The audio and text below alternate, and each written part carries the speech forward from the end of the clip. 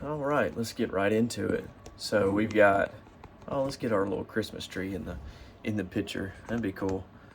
Our little Christmas tree with the little fake fire humidifier in there as well. But all right, let's get into our daily reading. So we've got Acts 21 verse 37. Then as Paul was about to be led into the barracks, he said to the commander, "May I speak to you?"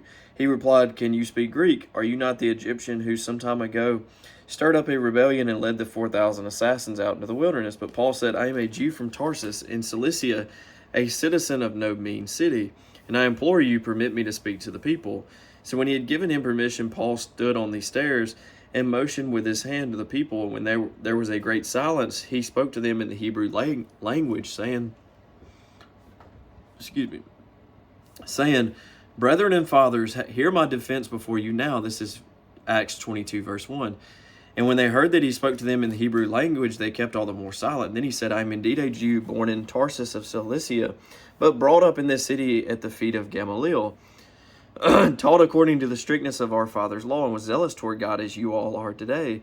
I persecuted this way to the death, binding and delivering into prisons both men and women, and also the high priest bears me witness, and all the council of the elders, from whom I also received letters to the brethren, and went to Damascus to bring in chains even those who were there to Jerusalem to be punished.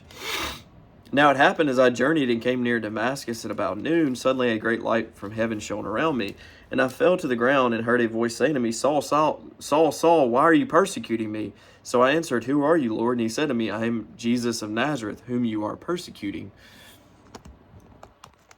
Sorry, it's bothering me a little bit.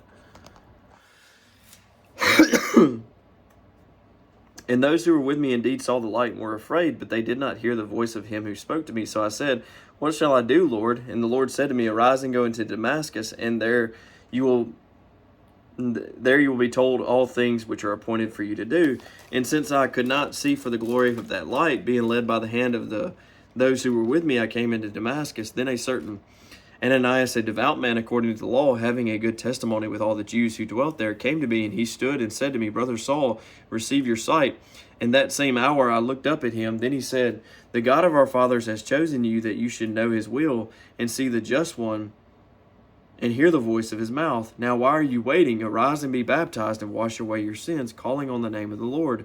Now it happened when I returned to Jerusalem and was praying in the temple, that I was in a trance and saw him saying to me, 'Make haste and get out of Jerusalem quickly, for they will not receive your testimony concerning me.' So I said, 'Lord, they know that in every synagogue I imprisoned and beat those who believe on you. And when the blood of your martyr Stephen was shed, I also was standing by consenting to his death and guarding the clothes of those who were killing him.' Then he said to me, 'Depart, for I will send you far from here to the Gentiles.'" And they listened to him until this word, and then they raised their voices and said, "Away with such a fellow from the earth, for he is not fit to live." Then as they cried out and tore off their clothes and threw dust into the air, the commander ordered him to be brought into the barracks and said that he should be examined and under scourging, so that he might know why they shouted so against him. And as they bound him with thongs, Paul said to the centurion who stood by, "Is it lawful for you to scourge a man who is a Roman and uncondemned?" When the centurion heard that, he went and told the commander, saying, "Take care what you do, for this man is a Roman." Then the commander came and said to him, "Tell me, are you a Roman?" He said, "Yes." The commander answered, "With a large sum I obtained this citizenship." And Paul said, "But I was born a citizen." Then immediately those who were about to examine him withdrew from him, and the commander was also afraid after he found out that he was a Roman, and because he had bound him. Born a Roman too. Sorry.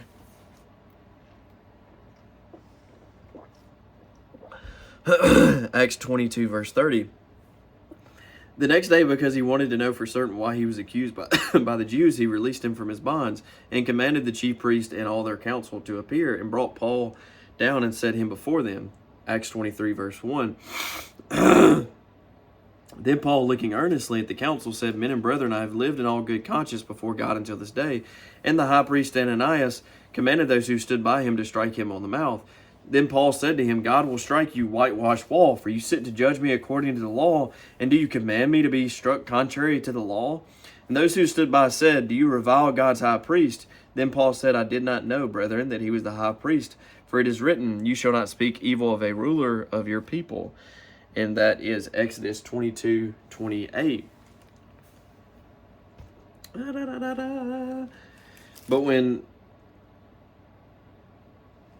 But when Paul perceived that one part were Sadducees and the other Pharisees, he cried out in the council, Men and brethren, I am a Pharisee, the son of a Pharisee. Concerning the hope and resurrection of the dead, I am being judged.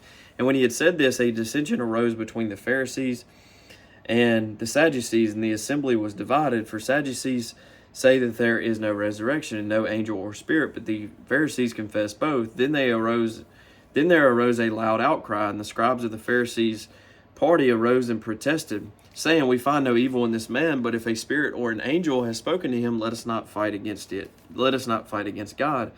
Now when there arose a great dissension, the commander, fearing lest Paul might be pulled to pieces by them, commanded the soldiers to go down and take him by force from among them and bring him into the barracks. But the following night the Lord stood by him and said, Be of good cheer, Paul, for as you have testified for me in Jerusalem, so you must also bear witness at Rome.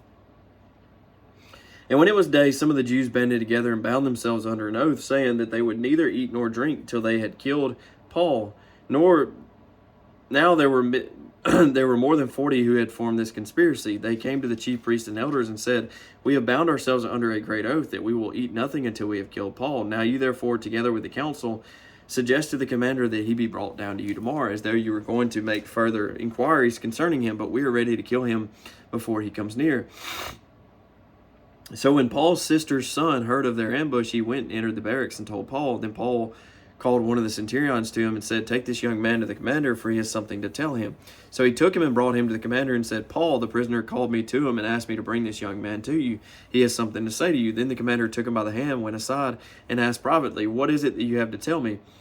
And he said, The Jews have agreed to ask that you bring Paul down to the council tomorrow, as though they were going to inquire more fully about him. But do not yield to them, for more than 40 of them lie in wait for him, men who have bound themselves by an oath that they will neither eat nor drink till they have killed him. And now they are ready, waiting for the promise from you. So the commander let the young man depart and commanded him, Tell no one that you have revealed these things to me.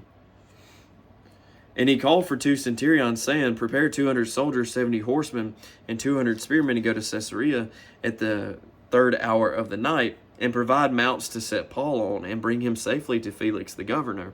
He wrote a letter in the following manner, Claudius Lysias, to the most excellent governor Felix. Greetings. This man was seized by the Jews and was about to be killed by them. Coming with the troops, I rescued him, having learned that he was a Roman, and when I wanted to know the reason they accused him, I brought him before their council. I found out that he was accused concerning questions of their law, but had nothing charged against him deserving of death or chains. And when it was told me that the Jews lay in wait for the man, I sent him immediately to you, and also commanded his accusers to state before you the charges against him. Farewell. Then the soldiers, as they were commanded, took Paul and brought him by night to Patras. The next day they left the horsemen to go on with him and returned to the barracks. When they came to Caesarea and had delivered the letter to the governor, they also presented Paul to him. And when the governor had read it, he asked him what province he was from. And when he understood that he was from Cilicia, he said, I will hear you when your accusers also have come. And he commanded him to be kept in Herod's praetorium. And that is the conclusion for today's reading, for this reading. All right. I'm a little behind because of the sickness and all, but I'm going to get caught up, get back to it. But yeah, God bless y'all. Hope you have a good rest of your day when you're watching this. But yeah, if you got any prayer requests or anything, leave them below in the comments. But yeah, God bless y'all and go in peace. Love y'all. Take care.